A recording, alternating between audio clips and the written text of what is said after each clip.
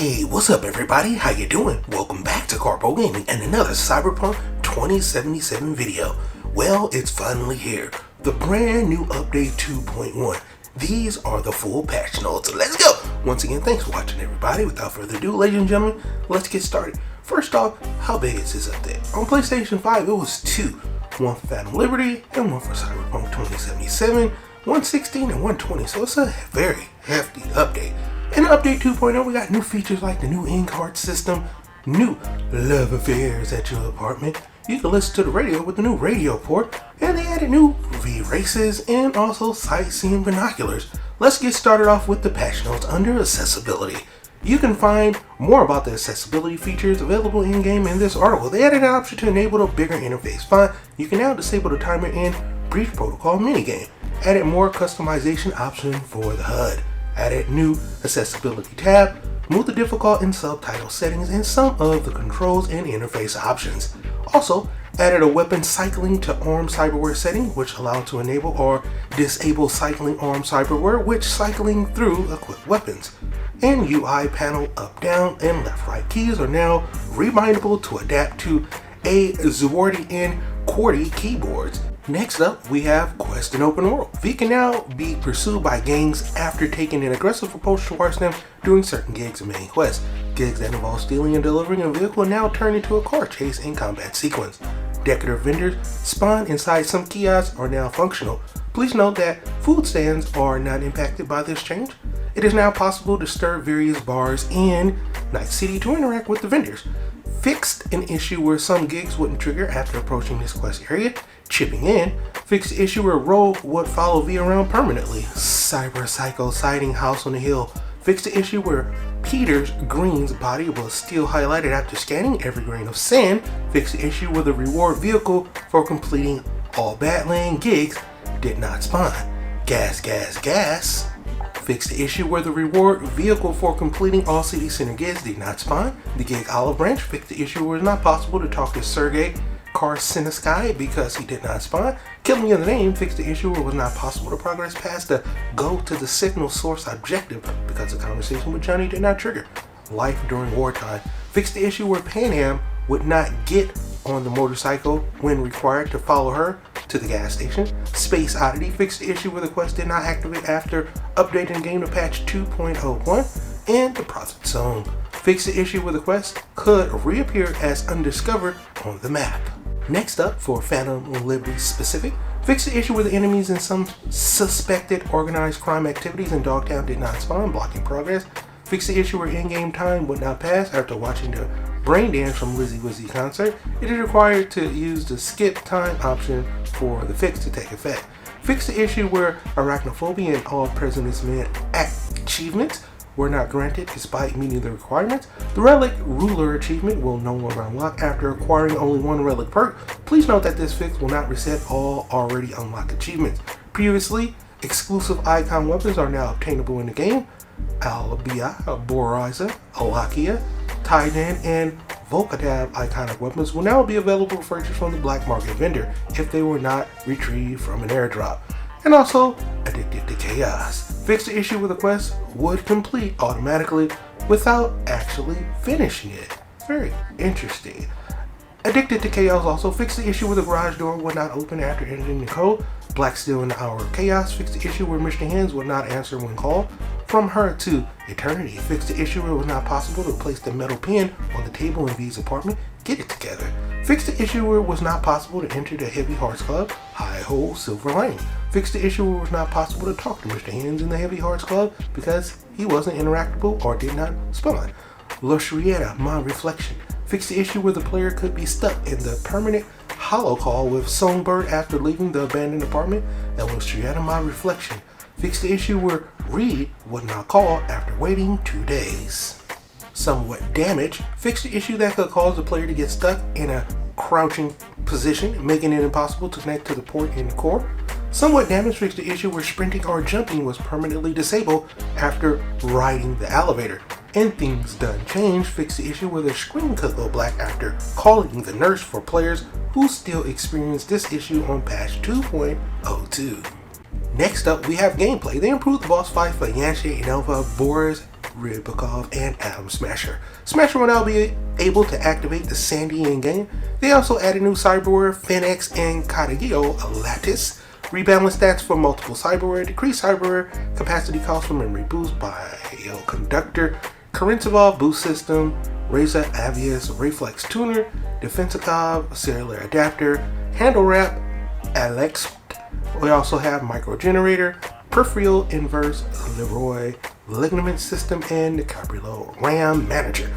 They also made balance changes for some of the perks, made balance tweaks for some of the weapons. Crafted weapons can now have up to 2 mod spots. Please note that this won't affect the already crafted weapons after this patch. Increased the rate at which mods drop from enemies, added a chance for weapon mods to appear in containers that previously offered only craftable components. Increased the availability of mods in weapon vendor stock packs. Mods will always be available. It will now be possible to properly install tech weapons mods after a power weapon mods on the HA4 crit. Tier 4 and Tier 5 weapon mods can now be found in weapon vendor stock if the player tier is high enough. Increase the max ammo limit you can carry in your inventory for all ammo types. Crafted iconic weapons will now be properly displayed when put in a stash. Cyberware capacity shards to now drop properly for players who have reached the max level. They fixed the issue where some Tier 5 weapons and cyberware were upgrading to Tier 5 Plus, again, or a lower tier. It will now be possible to activate overclock while controlling cameras. Karintsevov will now work with throwable weapons. Fix the issue where the V for Vendetta achievement will unlock despite not meeting the requirements. Please note that this fix will not restart any already unlocked achievement. Fix the issue where the player did not receive the quick and dead achievement despite meeting the requirements. Reduce the minimum stick tilt angle required to stay in sprint when playing on a controller. Secondary stats and cyberware changes via the Chipware Connoisseur perk will no longer have the values randomized after saving or loading. And after reaching level 60 in a Netrunner skill, the overlock ability will now properly reveal the enemies within 10 meters, allowing you to hack them through cover, which is pretty cool. And last but not least, adjusted the Synapse Burnout Quick Hack, decreased the max damage bonus from plus 400 to plus 300 for tiers 3 to 5, and decreased the max damage bonus from plus 600 to plus 400, and lowered the bonus per RAM unit from 12% to 10% for the iconic variant. Now, after crafting an item with the active Chimera Core or Cerberus Decoder Behavioral System component, the crafting specs required will disappear from the crafting panel. Players who completed all of Regina gigs prior to Update 2.0 will have the Neofiber cyberware they received as a reward replaced with Exotool. Stats from the Orange cyberware will now be applied correctly regardless if they are drawn or not. Fix the issue where V's HP will drop below 25% due to Biodyne's Berserk effect remaining active permanently. Please note that this fix is not retroactive and it won't affect cases where this issue already occurred prior to Update 2.1. Next up, we have vehicles and traffic. They opened a previously closed off highway that spawned Westbrook, Santo Domingo, and Haywood. It is now possible to lean when riding bikes, use L shift or L controller on keyboard, or left stick on gamepad to make the rider lean, up to lean forward or down to lean back. Leaning on changes and center of mass. This is an excellent change, and yeah, get out there and have some fun with the new motorcycle and what you can do with it. Pretty cool. They also added 5 new bikes to purchase from the AutoFixer website and added a new car to Porsche 911 Cabriolet, which we need to visit that guy to figure it out. They also added an option to mark vehicle as favorite in the call vehicle menu, added an option to throw knives and axes when riding bikes, improved the melee animation when driving bikes in third-person perspective, and attacking an NPC driver will now cause the vehicle to swerve. Under sound, they overhauled sound effects and scenes in the base game's menu, side and minor quest, authorizing and upmixing of scenes to the surrounded sound format has been changed. They added missing sound effects. They fixed missing post-processing for voices, improved two-gun and combat sound effects, improved two-vehicle audio, various sound fixes, and Panam will no longer sound as if she is in a hollow call when talking to her about events from Phantom Liberty in person. Next up, we have visuals. Under visuals, various lighting improvement has been around the city. They improved the visual of the Kurosai, scanning highlights, changed the appearance of the black wall in transmission to match its appearance in Phantom Liberty, fixed the issue where there could be a cigarette permanently attached to V's hand. The flame will now be properly aligned with exhaust pipes and the Yeager kerosene niggas. I don't know what that's called. CT30, I tried. Electroshock VFX released by the Micro Generator will now have VFX when playing without Phantom Liberty and fix some instances where the animations after installing cyberware are not triggered. For UI, they added an option where weapons are favored so that selling or disassembling or dropping them is locked.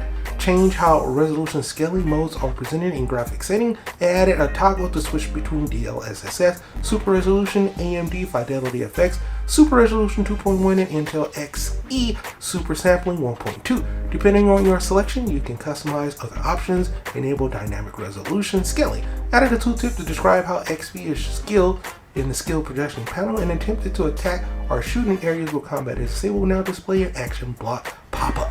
For PC specific, ray tracing overdrive mode. Exits preview status and includes several image quality improvements. Introduce restrip GI, further improving past trace lightning quality in RT overdrive mode, especially darker areas where no impact on performance. Minimize ghosting. DLSS ray construction now available in RT Ultra and RT modes with RT reflection enabled. Fixed the issue where V's and NPC skin could have metallic-like effect when ray tracing was enabled. Fixed the issue where some characters here didn't cast shadows when ray tracing was enabled. And added support for DualSense controllers. If you experience issues with the game freezing on Steam when the controller is connected after the game is already launched, please make sure to change PlayStation controller support in Steam settings to not enable instead of enable or enable in games without support. Alright, moving on. They added support for Samsung HDR Plus 10 gaming for NVIDIA GPUs. To enable this feature, your display has to support the technology and have the game mode enabled. The HDR 10 Plus gaming toggle can be found in the settings in the video tab. For console specific, Xbox fixed the issue where a save file insufficient space pop-up would appear when trying to save despite reaching the save limit, and added a new error message that will appear when Phantom Liberty is installed on an unsupported drive. Next up, for miscellaneous, fixed the crash occurring when trying to reach the second sniper and play it safe. It will now be possible to properly interact with the radio in V's apartment in Mega Building H10. Fixed the issue where there was still some dead zones after setting the inner dead zone on a controller to 0. We have now provided a memory offset list of some of the functions commonly used by modders to simplify updates for community tools, and added more secrets to be discovered by players in Night City. So boom, there you have it, my dude. The brand new update is here. There's a ton of stuff to get out. I have a ton of videos coming out as well. I hope you truly enjoyed it. As always, if you're new to the channel, how you doing and welcome. Don't forget to subscribe right here at Karpo. We'll go to wide variety of videos, range from updates, tips and tricks, guys and news, and a whole lot more. So hopefully you enjoyed this video. Once again, thank you everybody for all your love and support. And as always, I'll be seeing y'all in the next one. Later.